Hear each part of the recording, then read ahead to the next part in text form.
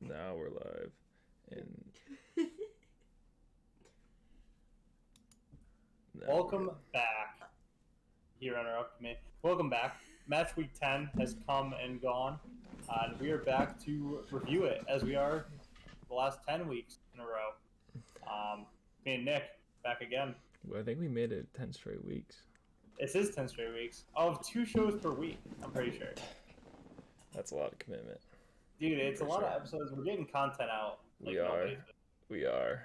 Wait until we hit the TikTok scene that we've been talking about Just for about a year. wait. Just fucking wait. Oh my Well, god. as always, the Away Fans is not as always, but as of recent, the Away Fans is brought to you by Press Play, our overarching group. Be sure to check out the other pods that are part of Press Play, and give them a listen because they're heating up.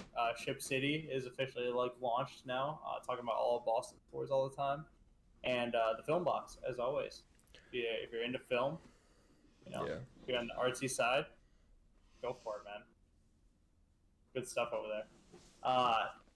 Nick, do you want Yes. to go through our bets?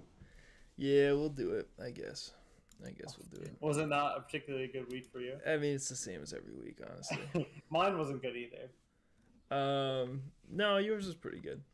So first one was Tottenham versus Crystal Palace. Tottenham money line did hit that. My second was Son 3 or more shots on target. I mean, that's just never gonna hit. Hoyland to score is my last one. Never gonna hit. I go up to 5 total bets out of 30. I'm like almost gonna start not putting money on and just choosing 3 because this is fucking awful. You just gotta make. I think you gotta make safe choices. No, I gotta make safe choices, but you can't make fun of me for making safe choices if I'm At this just point, you're in far. panic mode. If we're I think we do need a better structure for next year, and I don't know what that is. I don't know if we put a limit on it. It's got to be at least these odds or whatever. You know what I mean? Because I feel like you should be able to just take something that's minus 150. But I think once you start getting to minus 200s, minus 300s, then it's kind of Yeah, I don't know. I'm thinking we do something with the odds because that's the only way to, I think, to make it fair. balance. Yeah, to make it fair. Yeah. No one can skim their way through it. Yeah, And we could, yeah. I agree. And we'll look at it next year, but I gotta get a jersey before that happens. You do have to get a jersey. I'm gonna make it even. Yeah. But I'm looking I imagine they pop getting the bets on screen, a nice graphic. Okay, I think we should really go all in. Once our lives settle out, once we both move into our nice new places, Yeah. with the podcast money, which has blessed us to be able to move. The other way we could do it, and I was thinking about this, is whoever has the less likely odds is the person that gets the possibility for the bonus point. You know what I mean? So just because you get 3 out of 3, if they're all easy, you don't get bonus point. Whoever has the you know what I'm saying? So yeah, if you parlayed them, I imagine if you parlayed them and it's a total plus 500 or more, then you get the bonus point. Because if you parlay 3 ones that are probably gonna hit, you can still be plus 3, whatever. So I think it'd be a plus 500 parlayed. You can get that extra bonus point. So, yeah, we'll go into depth more off camera. The other thing I was thinking was if it's just head to head. So say we both have parlay put together. Mine's plus 500, yours is plus 600. So yours is less likely to happen. If I get 1 out of 3 of mine right, but you get 2 out of 3, you get the bonus point because yours were more risky overall. Do you know what I mean? Just because then it's every week it's somewhere. You know what I mean? Unless we draw. Yeah, which I just think you can make it interesting. Can make it interesting. And then it's more interesting to hear the person's bet, the other person's bet. Because, it depends on what you did. Right. I like that. Let me finish yours here. Chelsea Brentford, Chelsea money line. You lost that one. Newcastle Wolves, Newcastle money line. That one hit. No. 2-2. I was working all weekend on the house. I didn't watch much. I'm sorry. Okay, and then Man City, Man United, Man City money line. I mean, that was a lock. So whatever. So you're at 13. I'm at 5. Yeah. Chelsea are just like, oh, we'll go through it. But Crystal Palace, Tottenham, off the bat. Actually, let's go through our FPL. So there's some movement there. Me and Nick, neither of us had good weeks. Yeah, what the hell is going on here? Well, I took captaincy away from Haaland because I'm thinking, tougher game versus Man U. Probably won't score. Instead he scores twice. I mean, that's just not a smart decision. Well, and you think a on-fire Mohamed Salah against Nottingham Forest should score at least 6, and he scored, but when you have Haaland putting up 18 points or whatever he did. Yeah, Haaland was my only savior this week for sure. Yeah. So Young Chromosome back in first with a 7-point gap to second place, followed by Ben with 575 total. Nick drops to third. Ethan in fourth, leapfrogging Fighting Owls, which is me, Ryan. Followed by FPK, Chandy, and then White Boys made a move from 9th to 8th. Good for Caleb. EA AIDS is in 9th now. And Netflix and Chillwell is in 10th. He had a good week, Only by 1 point, though. He had a good week. And he had a good week. He did have a good week. EA AIDS, dreadful. I think, I mean, I don't know. He has 3 players on his bench that only one of them played at all. So, but it's still anyone's game. It's so early this season. It's anyone's game. But we will see what happens. But now, following into the fixtures this weekend, we have Crystal Palace versus Tottenham. Tottenham 2-1 winners, courtesy of an own goal in the early stages of the game. And who scored the second? It was Son. And then Jordan Ayew got one late for Crystal Palace. Tottenham gonna keep Tottenham. Yeah, you gotta love him. Love him or hate him. I hate him. It just seems like they find a way to win, and I think it's definitely biased to call them a lucky team, but you just look at some of the games that they're winning, and you're like, I don't know, chips are just falling their way. And yes, they are. Keep it up. They are, for sure. Next up, Chelsea Brentford. So I lost not only the money from the bet that we placed on the show together, but then I watched the first 20 minutes of this game, and I was like, Chelsea are going to score 7 goals. And I doubled down, and I took Chelsea money. Really? Dude, really? The first 20 minutes, I was convinced that they looked so good. Cole Palmer looks amazing. Dude, he looks really good. They just couldn't put the ball away. The first 15, 20 minutes, I was so convinced. I was like, they are going to score so many goals this game. And they're a pretty weak-minded team, though. I feel like if they go down, they go down. So yeah, and they were missing Enzo Fernandez this game, so not as stable in the midfield. No. Then we had Arsenal, Sheffield United, and about as good as it can go on a Saturday for Arsenal. Sheffield are dreadful. I mean, they're bad.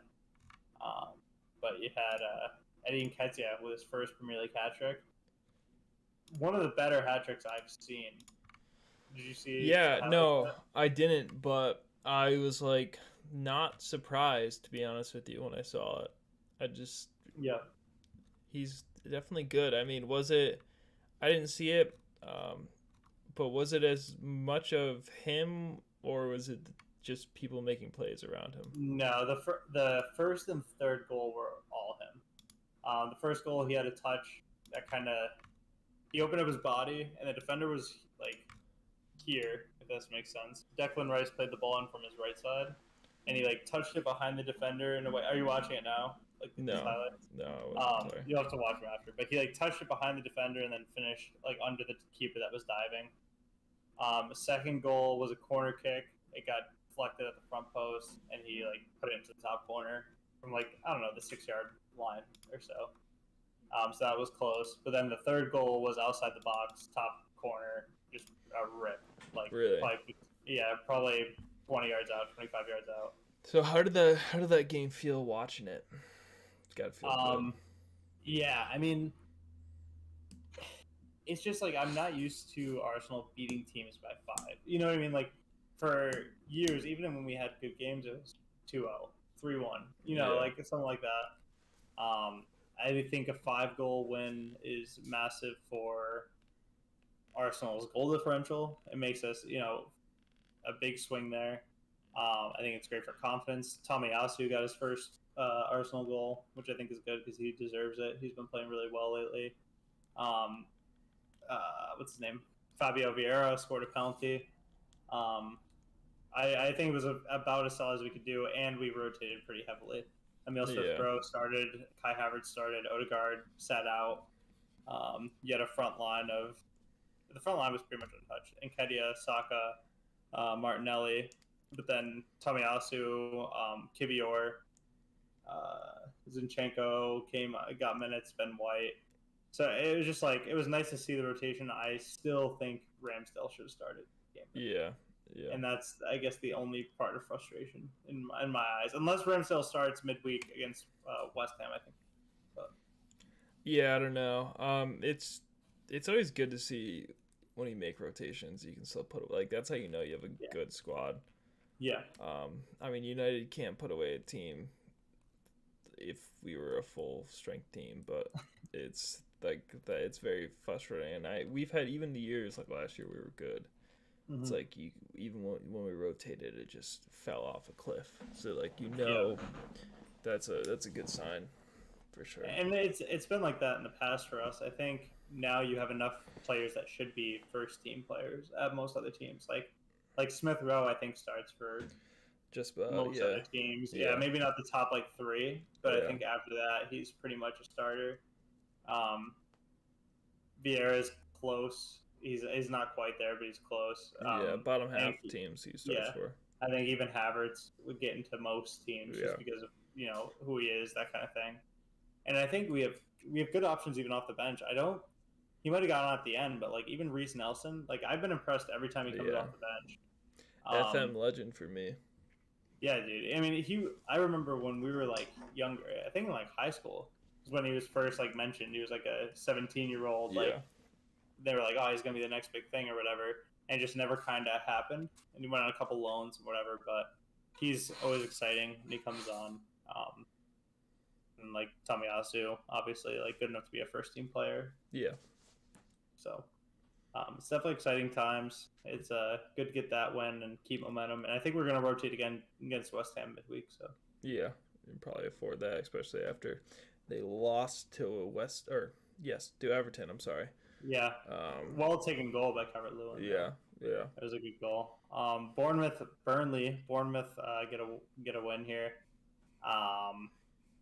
I just don't know. Burnley seemed like the doors are shut, and there's no. What is the standing? Speaking of that, bottom half, 5-4-1. Yep. I mean, so if one of those 4 teams, like whichever one of those 4 bottom teams, stay up, it's gonna be it's gonna be crazy. Well, you hear a lot of people like talking about it, and it's like this is some of the worst Premier League teams we've ever had in the Premier League. I mean, Everton, Nottingham Forest, Bournemouth, Luton, Burnley, Sheffield, like any of those 5. Yeah. You'd go down and you're like, yeah. Yeah, I know. And there's more in there. Like Wolves at any point could go down, even though I think they have good players in the squad. Like they could. Yeah, it's like if Everton get that 12-point deduction, I think you said this off air. Like this is the year to do it, because they still could win some games and be on top. I mean, you win 3 games and you're out of the relegation. So yep. And yet they have the manager that can dig him out too. So we had Wolves, Newcastle. After that, we had Callum Wilson scored the first one, took it well, and then there was Lamina scored, and then there was a penalty. Did you see the penalty? I know you were busy. No. If you do watch it back, you should watch it back. But there's basically Hwang Hee-Chang is clearing the ball out of his own box, and one of the defenders from Newcastle kind of steps across him. So Chan hits the ball and then comes through and hits the Newcastle guy, and they gave a penalty for it. And it's just like so touch and go because like he never saw the guy. Yeah, he hits the ball and then the guy. I don't like those calls personally because I feel like what's it? There's I can't. There's a certain sport where they call it like a maybe it's soccer actually, but it's like it's a soccer action. Do you know what I mean? Like it's a or it's like it's a normal action that you have to have a fall through on a kick. Yeah. And it just catches them. Doesn't see it. Like it just how do you penalize something for a normal clearance? I don't know. It just I don't know. I'm probably not explaining that right, but it was definitely harsh. Right. I mean, Chan got the best of it at the end. He scored the tying goal at the end. Another good goal. And he's a great player too. So if Wolves do go down, it'd be interesting to see if he moves. Then we had West Ham Everton. We talked about that. Calvert-Lewin goal. Brighton Fulham. We had an Evan Ferguson goal and then a João Paulinho goal. Pretty tight contest, pretty much all the way through. And then once my thing loads, do you have them up? I do. Aston Villa, Luton Town, 3-1. Aston Villa, kind of expected result. Yeah, and who are the scorers in the Aston Villa game? I'd have to click, but I'm sure they would have preferred a clean sheet. But it was John McGinn opening the scoring. Diaby, 49th minute, and then Lockyer own goal. And Emil Martinez own goal. I'd love to see that. He just won the Ashton Trophy. Yeah, for best goalkeeper this year. What was the game after that? Sorry. Liverpool, Nottingham Forest, 3-0. Oh yeah.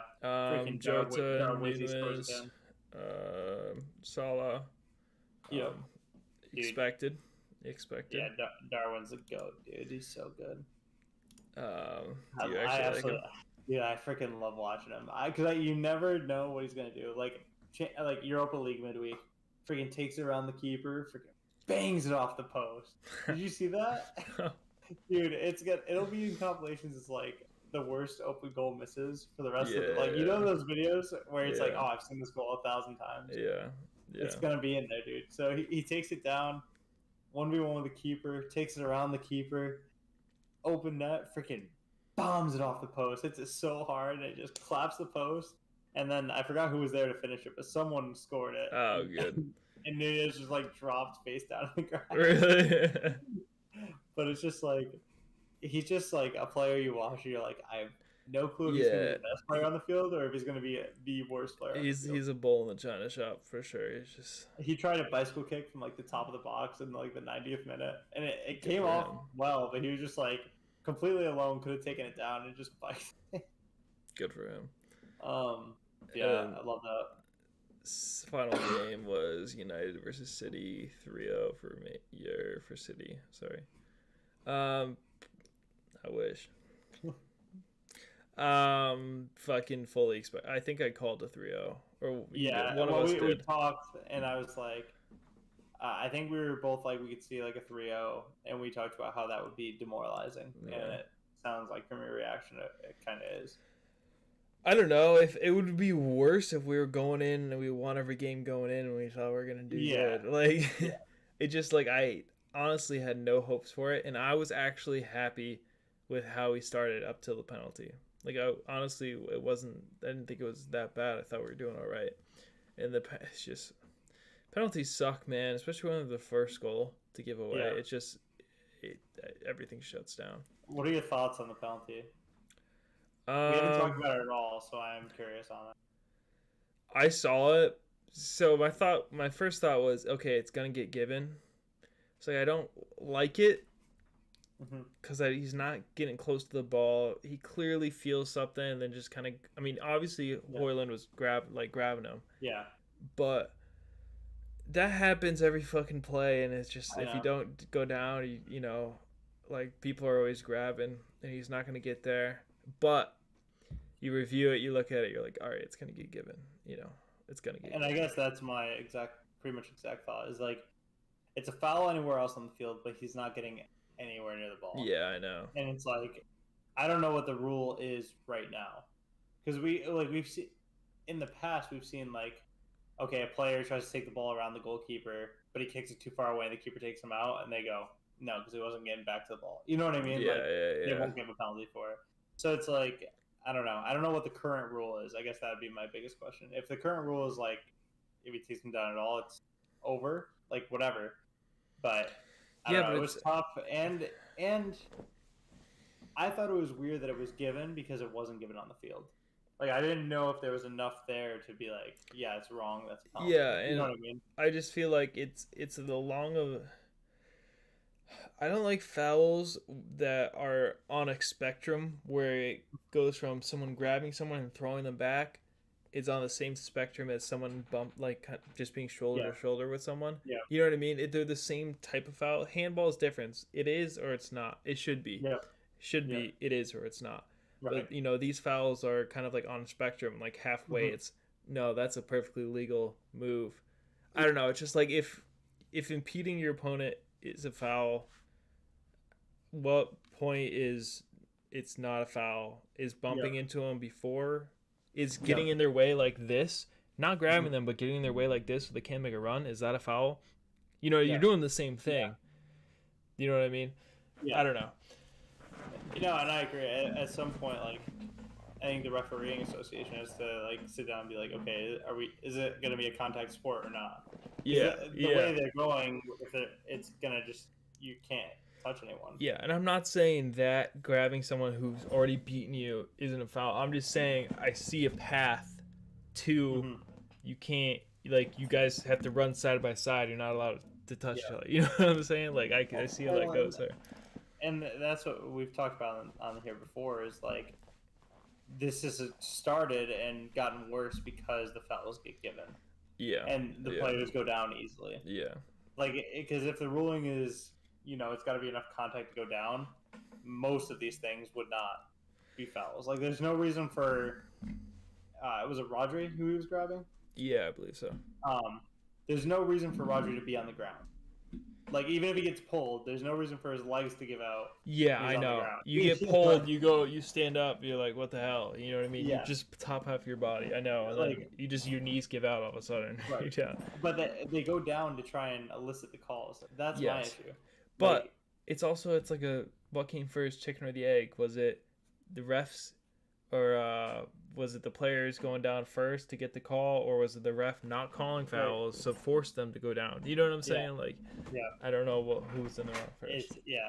And that, I guess, there's no good way to stop it unless you get really strict with, simulation. But then there'd be a spectrum of simulation. Like, yes, it was a foul, but you overacted. You know what I mean? Like, you get into a whole thing with that. I think the penalty was harsh. I was surprised it got given. Once he went over to the monitor, obviously, we all know. Oh, yeah, I know. If he goes to the monitor, it's going to be overturned, whichever way it is. Yeah. But, I was surprised it got given. I was surprised with the team selection. I don't know if you were, because, reports came out like that. Varane was healthy, ready to go, and then you still see a back two of Evans and Maguire. I don't know, but I wanted to say this to you, actually. I was looking at that, Evans and Maguire. I like Johnny Evans, to be fair. He's probably not to the United standard right now. I do like him. History is just... seems like a nice dude, too. Yeah. But I just reminded me of, like, a Socrates Mustafi center back pairing. Do you know what I'm saying? Yeah. Like, it was like that, like, I know these guys aren't good enough, but it's what we have. Like, we have to do it. And that's what I felt like watching it. But the issue is you had a Socrates and Mustafi back line, but you had Saliba on the bench. Yeah. Varane is such a different class than those guys. Like, I don't know. At least take him off for, put him on for Evans. I don't know. That's just my opinion. There could have been a situation where he could only get 30 minutes. And, if that being said, if we went up 1-0, he was the guy to close that out. Maybe he couldn't play a full game. Like, we don't know. So it's kind of, I just think it's not fair to be like, oh, he could have played 90 minutes full strength because he's on the bench. Why isn't he playing? You know what I mean? It's just not how that works, I guess. But Whatever. And then, like watching the game at the beginning, like United looked like they had some threat going forward. Like there were a couple times where Rashford was dribbling through, and I was like, "This is exactly what we talked about. Rashford needs to score, early and just set the tone." I don't know. I haven't been convinced by Højlund just yet. He looked pretty out of it in a lot of the game. Anthony, I thought should have came on sooner. Personally, like I think he's that kind of player that like makes other players angry. Exactly. Yeah, in that kind of game, you have to bring him on. He has so much energy. He gets the energy up, and that's one thing Rashford doesn't do. Rashford sulks a lot. Yeah, he shuts down. If it's going bad, he shuts down. I think people praise him for his mentality, and he's doing that celebration, but I do think he's actually pretty mentally weak in some sense. Yeah. He's an interesting guy, and I don't know if it's because he's just like genuinely nice, because like you get players that are like that, not necessarily at the top level, but you like players in high school and college where they're like almost too nice, where they don't get competitive and like angry towards the other team. They're just kind of like not our day, guys. We'll try again next time, and it's like it's almost like he's got a bit of that. Like he's definitely because he hasn't been playing well. It's like. Because he hasn't been playing well, he just shuts off for the team. There's just people like Bruno. I mean, I can imagine Odegaard and Martinelli being like this, but there's players who, even if they're not playing well, they won't stop. They won't stop because they know the team needs him to not stop. And Rashford in a left wing position, he's given the ability to just kind of shut off and not keep going. Where Anthony wouldn't do that, Garnacho would never do that. Right. Which is also like, Rashford's so good when he's good, but right now, and Ten Hag keeps saying like just keep playing it, play him until it turns around. But I'm like, maybe the solution is you bench him for a game, get Garnacho and get him fired up a little bit. I don't know. I don't know. I don't know. I think you have to play him against City. I think the change, like what we were just saying, like I think the change. I know it's expensive to bring in Højlund. I get that he's got to play because how expensive he was, but in a game like this where it is a lot of character too, just to like keep going because you're probably gonna go down 1-0 down. Like even though you don't want to plan for that, like reality is you're gonna be fighting probably. Probably. Like from the get-go, having the energy of Garnacho on the field wouldn't have been the worst thing in the world. Helps a lot. Or like to start Rashford through the center and then start Rashford through the center, and then he can kind of drift out of the game at opportunities. You know what I mean? And then he's the first man. I mean, Højlund's fast, and I'm not displeased with Højlund at all. But I also think it's a tough game I mean, how many games has he played with the first team where he started? It's still not very many now. No, it can't be more than because he was injured the first 3 or 4, right? Yeah. And then he kind of was worked into the team kind of thing. But he hasn't scored in the Premier League yet, right? No. So for him to be the guy that the whole squad is leaning on, like you got to find us our one goal against City, and then we got to hold. You know what I mean? Like that's a lot to ask of a person that's still gelling into the team. Yeah. Whereas like Rashford, can hit a shot from 25 yards and take that half chance up. So I think you have to give him the best chance of getting the ball in the middle of the field. Like at least in this game, I don't know if it's the answer against other teams, but yeah, I just think it shouldn't be if we're like when we're playing like we were last year. It wouldn't be all on Højlund to get that goal like we have. And it shouldn't. I mean, a striker is supposed to be scoring goals, but other players score goals. I mean, I don't know. Whatever. We got to get past the Man City. I can't think about it anymore. No, okay. Yeah. One last thing, because we're actually running very short on time, that I wanted to bring up. So, I don't know if you've known that Messi was going to win the Ballon d'Or for the last 3 weeks. Yep. I saw unfortunately follow Fabrizio. Yes, and I saw a lot of tweets today saying that he's ruining football because the shock transfers that used to happen, Yeah. and waiting for the Ballon d'Or to get announced, it doesn't. You don't have that like satisfaction, Yeah. 4 weeks before it happens now. So what do you think? I can go either way. Not on the Ballon d'Or. I think you should get the fuck out of there. Personally. Yeah, I I agree. For award ceremonies, I think award ceremonies are sacred. Like you can't do that. It's like going. But to be fair, like I don't know, it wasn't even just him though. Like I saw things from like NBC where it was like Drogba had the trophy, had the Ballon d'Or trophy before, and they were like keeping it warm for Messi, and like stuff like that. And they were like someone else put out a tweet or something like a NBC or CBS or something like that, and they were like getting Messi ready to win his 8th Ballon d'Or, and it's just like I don't know, like you guys obviously aren't just saying it, like you must know. Yeah, because I agree. I think award ceremonies and stuff like that, it should be no one knows, or however they do it, if the players know ahead of time, whatever. But the public doesn't know until the name is read on the card. Because I don't know, I like being the surprise. I like seeing the player reactions. And yeah, it just takes away from it, and it's gonna bring up more and more people who are like, "Oh, it's scripted." Like they wanted Messi to win. Yeah.